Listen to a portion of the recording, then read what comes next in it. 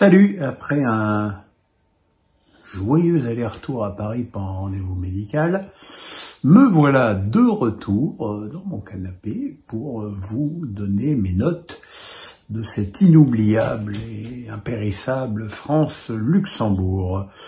Maignan 6 parce qu'il a fait un très bel arrêt en fin de match en détournant une tête sur la barre. À part ça, il n'y a pas eu grand-chose à faire face à une équipe tout de même extrêmement inconsistante sur le plan offensif. Koundé 5, alors je veux bien que il déserte un petit peu le côté droit pour faire le troisième central et permettre à Théo Hernandez d'avoir une grande liberté sur le côté gauche. Il n'empêche que quand c'est lui qui joue à droite, l'équipe boite. Et que celui qui joue à droite, alors aujourd'hui c'était Kolo Muani, n'a aucun soutien. Je persiste à dire que faire jouer ce garçon latéral droit est un problème pour lui et à terme problème pour l'équipe, surtout dans un match où l'équipe de France a tout le temps le ballon. Quand ce sera un match extrêmement serré où il faudra plus défendre, le problème sera différent. Konaté 5, très difficile de juger un défenseur central quand il n'y a pas d'attaquant en face à l'horizon. Voilà, match tranquille et sans histoire. Je pourrais faire exactement le même commentaire pour Upamecano, à qui je vais mettre 5 aussi, même si parfois il a été un petit peu gourmand dans la relance. Enfin, c'est un match où tu ne peux absolument pas juger les défenseurs centraux comme Saliba qui est rentré à la mi-temps et qui, comme les autres, en 5, pareil. Théo Hernandez 6, une bonne première mi-temps, une bonne entente avec Mbappé qui est rassurante parce que lors des derniers matchs ça n'avait pas été le cas. Et voilà, et beaucoup d'envie offensive. Évidemment, quand il y a personne dans ta zone en face, c'est beaucoup plus facile de participer à ce point au jeu.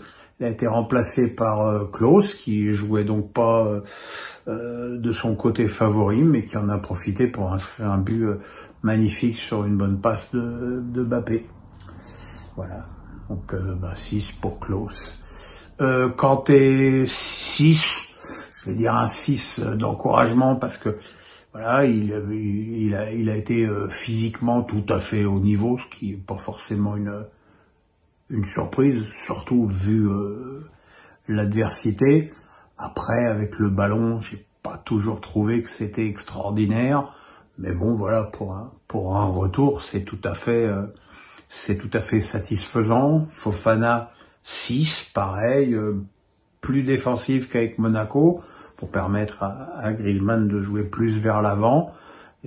Pas mal de l'agressivité à la récupération du ballon et un match tout à fait satisfaisant aussi. Griezmann 6, en première mi-temps à son crédit, il y a ce tir sur le poteau et le 1-2 avec Mbappé. Le reste du temps, je l'ai trouvé peut-être un petit peu plus neutre que d'habitude dans ses choix offensifs, mais bon voilà, c'était là aussi un match amical où il n'y a pas d'enseignement extraordinaire à tirer. Kolo Muani 6, quand il joue, il marque. L'équipe de PSG peut même plus dire qu'il est nul, il joue jamais.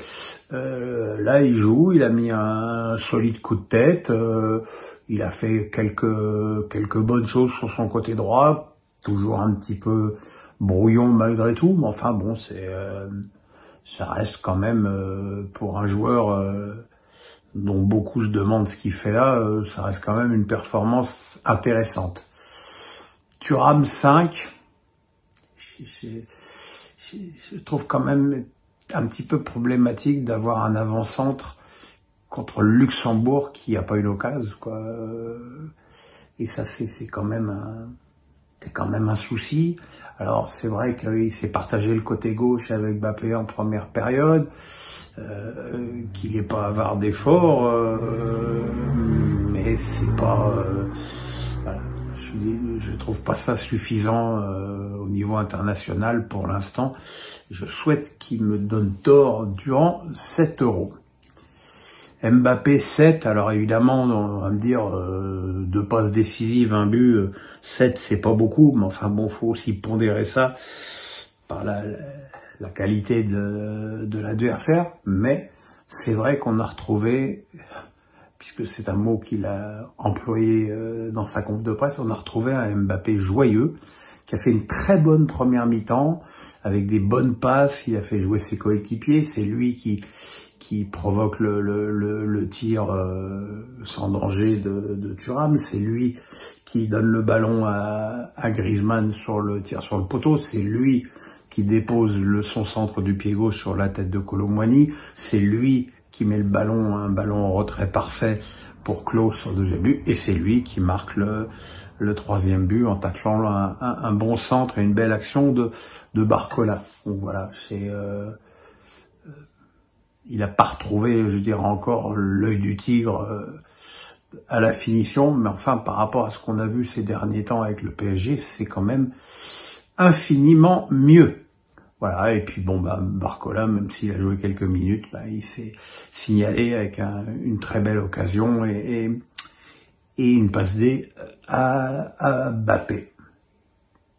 Voilà, mes petits amis, le pouce, on s'abonne, et puis à tout de suite pour l'analyse.